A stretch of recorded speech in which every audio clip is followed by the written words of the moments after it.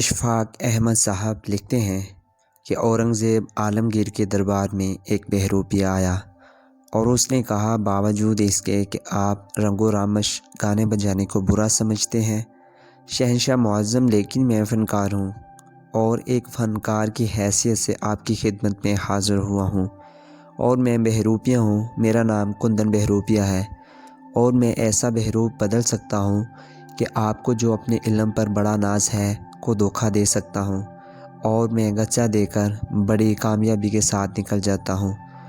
اورنگزیب عالمگیر نے کہا، تمہاری بات وقت ضائع کرنے کے مترادف ہے۔ میں تو شکار کو بھی بیکار کام سمجھتا ہوں۔ یہ جو تم میرے سامنے دعویٰ کر رہے ہو اس کو میں کوئی اہمیت نہیں دیتا۔ اس نے کہا، ہاتھ کنگن کو عارضی، آپ اتنے بڑے شہنشاہ ہیں اور دانش میں اپنا جواب نہیں رکھتے ہیں۔ میں بیس بدلوں گا، آپ پہچان کر دکھائیے۔ تو انہوں نے کہا، منظور ہے۔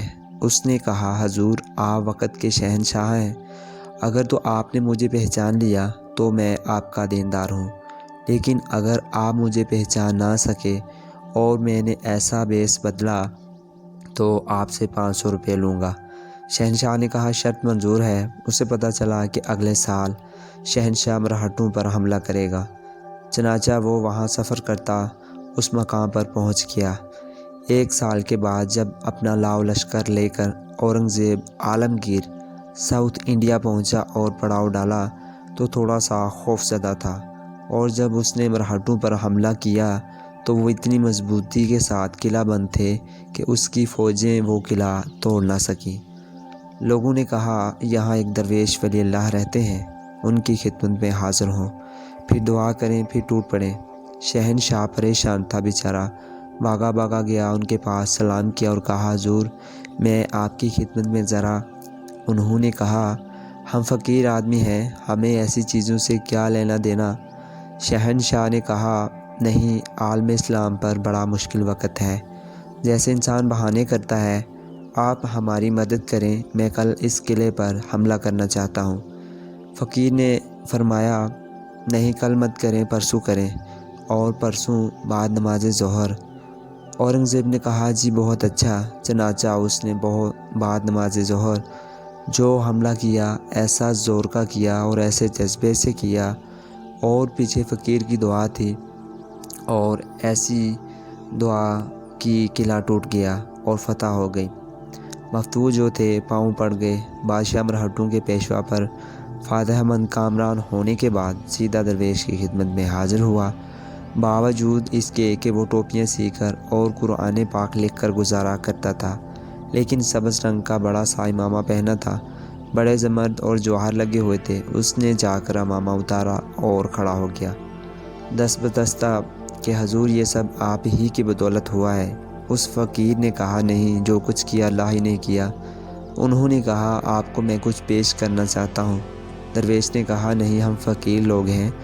اورنگزیب نے کہا، 2 پرگنے یعنی 2 بڑے بڑے قصبے اتنے بڑے جتنے آپ کے اوکاڑا اور پتوں کی ہیں، وہ آپ کو دیتا ہوں، اور آئندہ 5-7 پشتوں کے لیے ہر طرح کی معافی ہے۔ اس نے کہا، بابا ہمارے کس کام کی ہیں یہ ساری چیزیں، ہم تو فقیر لوگ ہیں، تیری بڑی مہربانی۔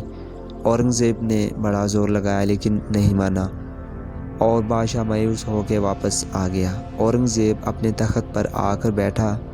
جب وہ ایک فرمان جاری کر رہا تھا، عین اس وقت کندن بہروپیہ اسی طرح من کے پہنے آیا تو شہنشاہ نے کہا، حضور آپ یہاں کیوں تشریف لائے؟ مجھے حکم دیتے، میں آپ کی خدمت میں حاضر ہوتا۔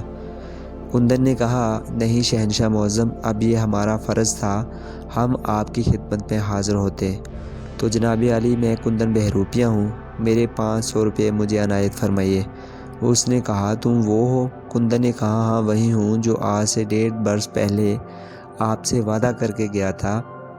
اورنگزیب نے کہا، مجھے 500 روپے دینے میں کوئی اعتراض نہیں ہے، میں آپ سے یہ پوچھتا ہوں، جب میں نے آپ کو 2 پرگنے اور 2 قصبے معافی دی، جب آپ کے نام اتنی زمینیں کر دی، جب میں نے آپ کی 7 پشتوں کو یہ رعایت دی، اس میں میری ملکیت میں جہاں چاہیں جس طرح چاہیں رہیں، آپ نے اس وقت کیوں انکار کر دیا؟ یہ 500 روپے تو کچھ بھی نہیں۔ اس نے کہا، حضور بات یہ ہے کہ جن کا روپ دھارا تھا ان کی عزت مقصود تھی۔ وہ سچے لوگ ہیں، ہم جھوٹے لوگ ہیں۔ یہ میں نہیں کر سکتا کہ روپ سچوں کا دھاروں اور پھر بے ایمانی کروں۔ اللہ تعالیٰ ہم سب کو ایسا ہی کرنے کی توفیق دے۔ آمین ثم آمین یا رب العالمین۔